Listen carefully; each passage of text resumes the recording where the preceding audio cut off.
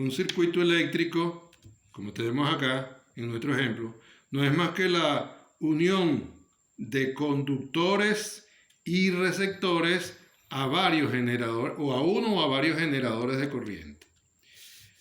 Y aquí vamos a nombrar algunos elementos del circuito que como se han estudiado en otras materias. Los símbolos. Este símbolo significa pila, donde vemos que está representado por dos segmentos de distinta longitud. El de mayor longitud representa el polo positivo, el de menor longitud el polo negativo.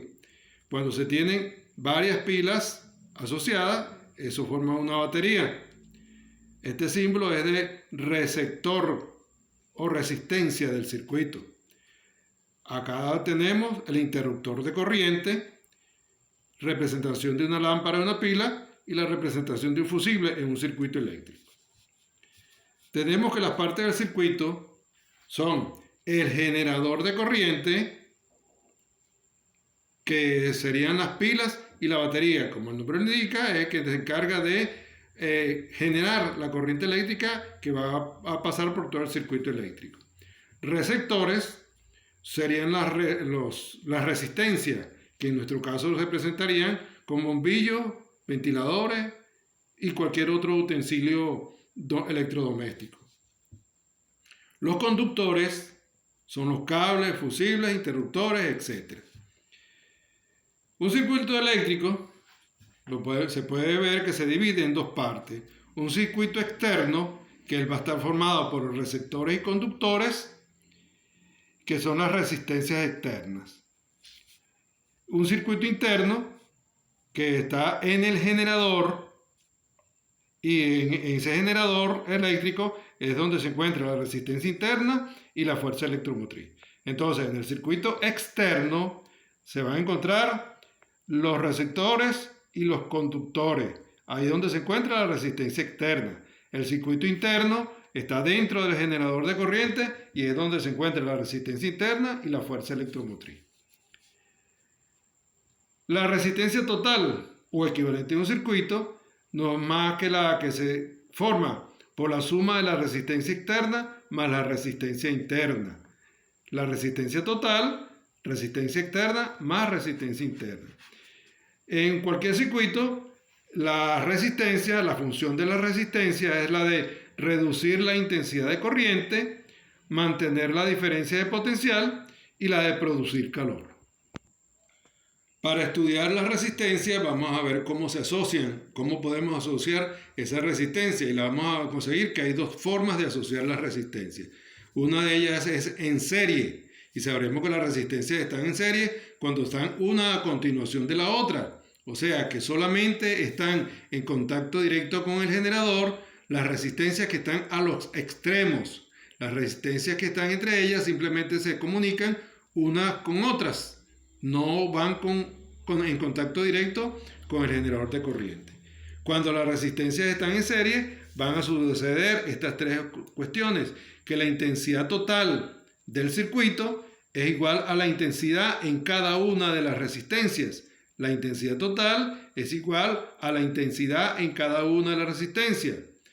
Que la diferencia de potencial en los extremos del circuito va a ser igual a la suma de las diferencias de potencial en los extremos de cada resistencia. Y la resistencia externa total no es más que la suma de la resistencia de las tres resistencias externas. La resistencia externa, la suma de todas las resistencias externas. También vamos a conseguir la asociación de resistencias en paralelo. Y ella, cuando estén en paralelo, como estamos viendo en nuestro caso, todas y cada una de ellas va a tener contacto directo con el generador de corriente. Las resistencias, el polo positivo de la resistencia conectado al polo positivo del generador, y el polo negativo de la resistencia conectado al polo negativo del generador. Y cuando ya estén en paralelo, sucederá que el potencial en los extremos del circuito va a ser igual al potencial en los extremos de cada una de las resistencias que estén asociadas en paralelo. La intensidad de corriente total del circuito va a ser igual a la suma de las intensidades de corriente de cada una de las resistencias.